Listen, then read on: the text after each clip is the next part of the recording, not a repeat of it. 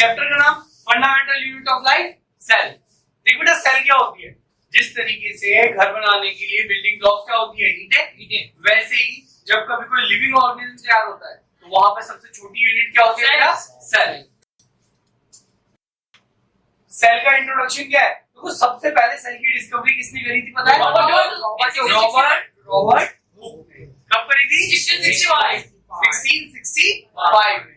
जिस time Robert Hooke ने cell की डिस्कवरी करी थी ना, उस टाइम हमारे पास माइक्रोस्कोप ज्यादा डेवलप नहीं हुआ करते थे। 1665 में माइक्रोस्कोप उतने डेवलप नहीं थे, तो फर्स्ट टाइम जब उन्होंने सेल को देखा तो उन्हें सेल जो थे वो किस फॉर्म में नजर आए? मधुमक्खी के छत्तों के फॉर्म में।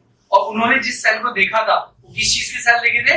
कॉर्क सेल, लकड़ी के टुकड़े के सेल देखे, जो उन्हें किसकी शेप में नजर आए थे? मधुमक्खी के छत्ते की शेप में। और लैटिन लैंग्वेज में सेल का मतलब होता है चैम्बर, इसलिए उन्होंने इसका नाम क्या रख दिया? सेल। ये देखो आज के डेट में जो अपने पास कंपाउंड माइक्रोस्कोप होता है वो तो कुछ इस शेप में होता है, अभी स्कूल वगैरह में देखा होगा, लेकिन उस टाइम जो माइक्रोस्कोप होता था वो ऐसा होता था, उसके अंदर देखने का आई पीस तो यहाँ पे होता था, यहाँ पे एक कैंडल या कोई चीज जला करके रखते थे जिससे लाइट रिफ्लेक्ट होकर के हमें यहाँ पे पड़ती थी और उन्हें नजर आता था। लेकिन ये इतना ज्यादा डेवलप्ड लेंस उस टाइम होता नहीं था। आज कंपाउंड माइक्रोस्कोप अवेलेबल है जो लेंस की जो पोटेंशियल है उसको 2000 टाइम 20000 टाइम 2 लाख टाइम्स तक बड़ा करके दिखाता है। कुछ माइक्रोस्कोप में उसको इस तरीके के चैम्बर की शेप में नजर आए थे। सेल की शेप कैसी थी? कुछ मधुमक्खी के छत्तों की तरह देखते, तो मधुमक्खी के छत्ते ऐसे दिखते हैं।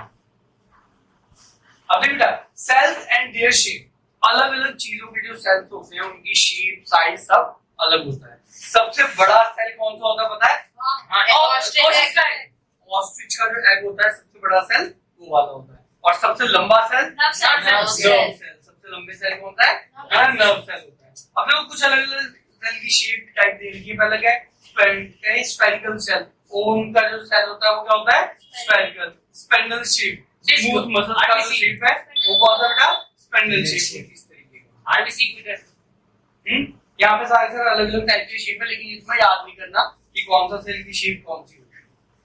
अब देख बेटा ये हायरार्की है। हायरार्की क्या है बेटा? देख सबसे पहले सेल होता है, सबसे छोटी यूनिट क्या होती है बेटा? सेल। सेल जब ढेर सारे सेल इकट्ठा हो जाते हैं क्या होते हैं? टिश्यू। जब ढेर सारे टिश्यू इकट्ठा हो जाते हैं क्या होते हैं? ऑर्गन। जब ढेर सारे ऑर्गन इकट्ठा होते हैं क्या होता है? Organ system. और जब पूरा का पूरा ऑर्गन सिस्टम स्टार्ट हो जाता है तो ऑर्गेनिज्म। ठीक है, ये हायरार्की दे रखी है जिसके थ्रू पूरा का पूरा ऑर्गेनिज्म तैयार होता है। सेल से नहीं बेटा, सेल से छोटा कुछ नहीं, अभी तक तो कुछ नहीं होता, फिर बाद में क्या सेल के अंदर नहीं झांकोगे, फिर सेल के अंदर झांका तो बेटा सेल का ऑर्गेनिज्म आ जाता है। ठीक है, लेकिन फिर वो पार्ट अलग अलग उसके बारे में पढ़ने को मिल जाता है। लेकिन अगर सबसे छोटी बिल्डिंग में वैसे तो देखोगे जैसे घर बनता है तो कहने के लिए तो ये बोलते हैं बेटा रेत सबसे छोटी यूनिट है, लेकिन मेन फंक्शनल यूनिट कौन सी होती है? ईंट होती है ना फंक्शनिंग के लिए। तो रेत का काम क्या होता है? रेत सीमेंट ये सब सिर्फ जोड़ने के लिए यूज होती है। मेन रेत की ईंट की दीवार थोड़ी बनाओ, सॉरी सीमेंट की दीवार थोड़ी बनाओ, है ना? सीमेंट की दीवार नहीं बनाई जाती, सीमेंट के पिलर बनाए जाते हैं, सीमेंट जोड़ने के लिए यूज होता है। आगे चलते हैं। Who discovered cell and how? भैया किसने करा था? रॉबर्ट हुक ने। कब करा था? 1665 ने। कैसे करा था? कौन सेल के ऊपर करा था? माइक्रोस्कोप।